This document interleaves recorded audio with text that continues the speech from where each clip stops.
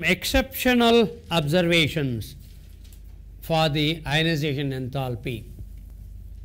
Copper, silver, gold, they are known as coinage metals. Group 11 of the periodic table. Group 12 is zinc. Group 11 is copper. Iron, cobalt, nickel. Nickel is going to be 10th period, 10th group. So, this is 11th. 11th group coinage metals. Copper, silver, gold used in minting coins. 12th group zinc, cadmium, mercury. It should be rhythmic. Zinc, cadmium, mercury. Tell me, copper converted to Cu plus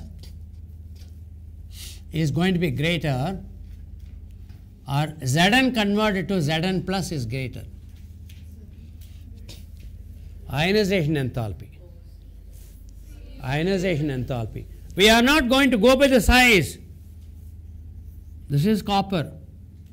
I told you zinc is going to be slightly bigger.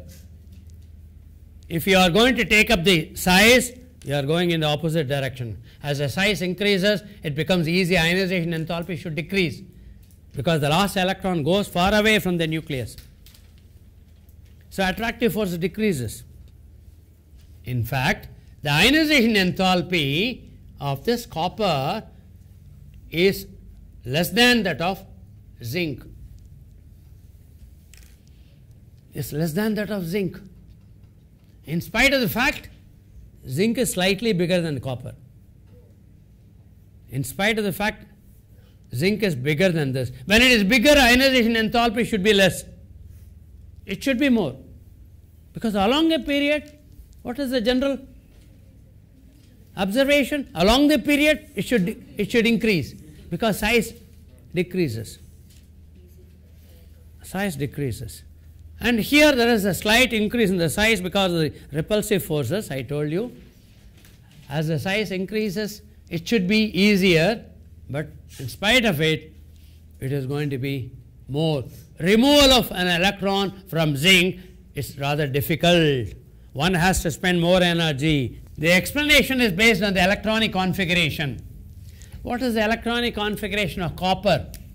Am I going to write 3d9 4s2 or am I going to write 3d10 4s1?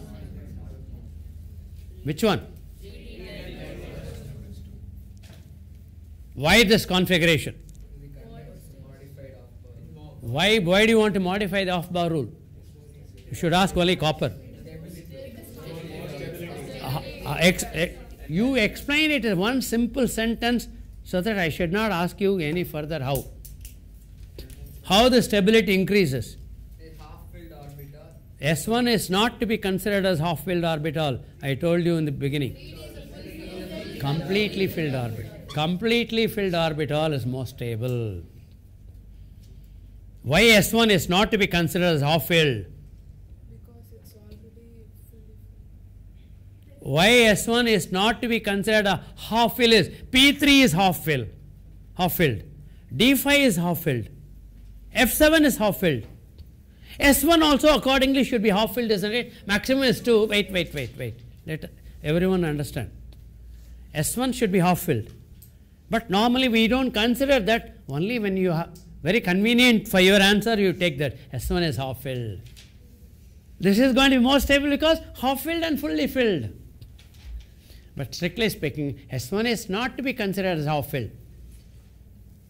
Half-filled orbital are more stable because they have greater exchange energy. They have exchange energy. How many of you want me to repeat that particular point, exchange energy? You want me to repeat? You know that? What is an exchange energy? Yes. Exchange energy, you have a p orbital over here. Last class you were absent? Yes, sir. Sorry, sir. You have one electron here, second electron here, third electron here. They don't remain in their own place. They keep exchanging. Keeping exchanging the place is called delocalization.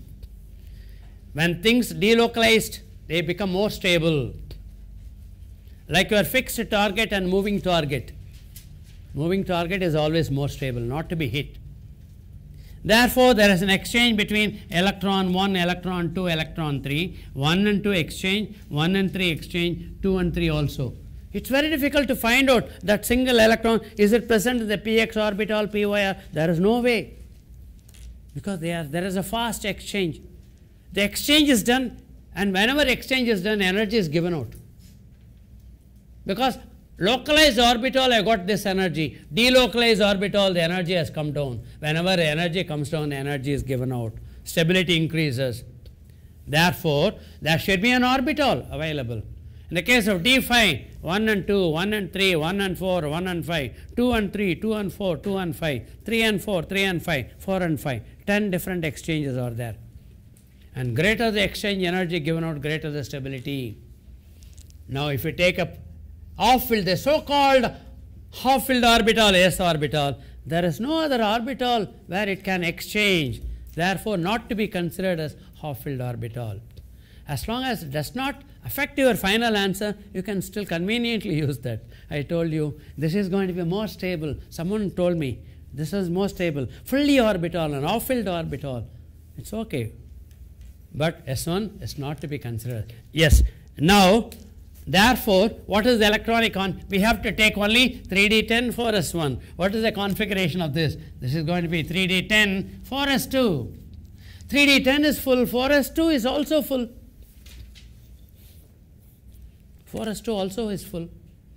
And it is reluctant to lose the stability. I am just coming there. I want to remove one electron. It says no. It's reluctant. Why? I am already stable. Why do you want to disturb me? Why do you want to disturb me? Whereas here it's possible. This can be converted into Cu plus. What should be the electronic configuration of Cu plus? 3d10, 4s0. What should be the electronic configuration of Cu2 plus? Cu2 plus, one more electron is going to be lost. Minus one electron here. 3d9, 4s0. 3d9. How many unpaired electron?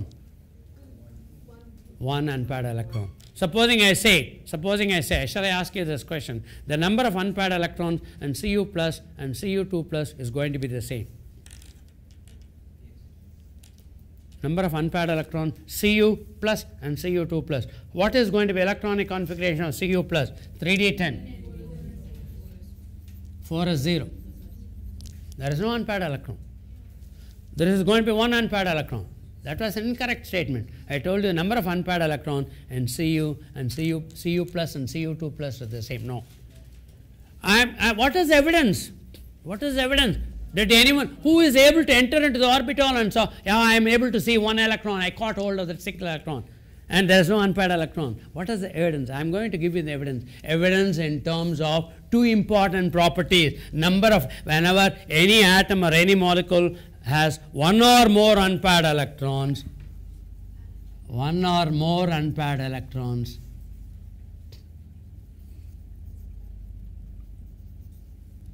they are expected to be paramagnetic.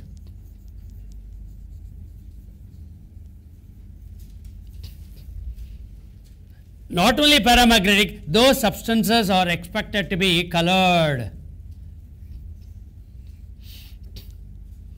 The color of a substance, generally we have different theories. One of the theories is going to be presence of one or more unpaired electrons.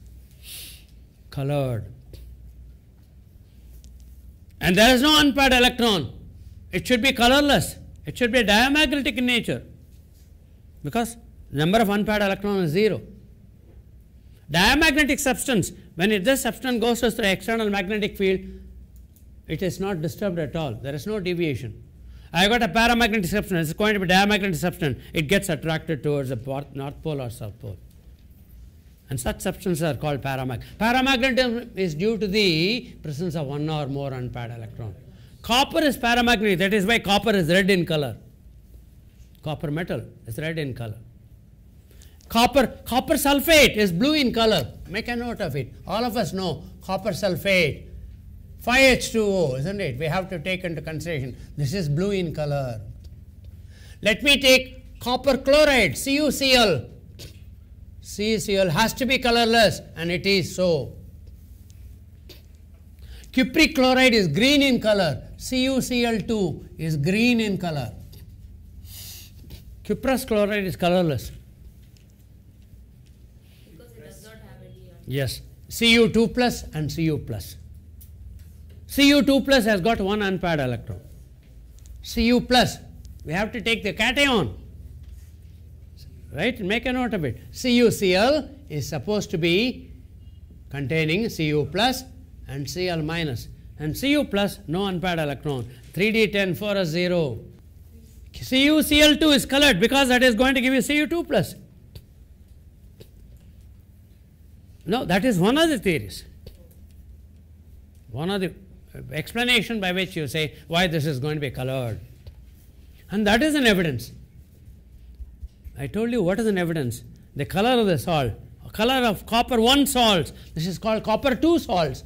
How do you write copper 1? Roman numeral. Copper 1 salts. The IUPAC name of cuprous chloride. Us chloride and Ic chloride. When do you use us chloride and Ic chloride? In the case of the elements having variable valency. Lower valency, us compound. Higher valency, Ic compound. Stannous and stannic, +2 and +4. Ferrous and ferric, +2 and +3. I have already given you that. +2 and +3, ferrous and ferric. Stannous, Sn2 plus Sn4 plus. Aurous, Au plus and Au3 plus. Aurous and auric. AuRous, aurous is Au plus. I am giving you the oxidation states of these different ions exhibiting variable valency.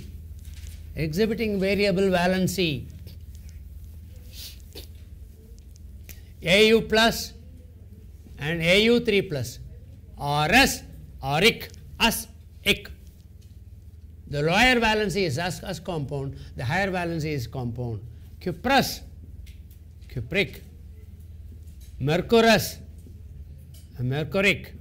I have already given you. Stannous, stannic, 4 plus. Anyhow, that apart, what did I tell you? What is the evidence to show?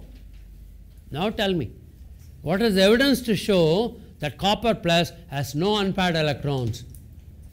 Not only Cl minus, any compound. Cu plus compounds are colorless.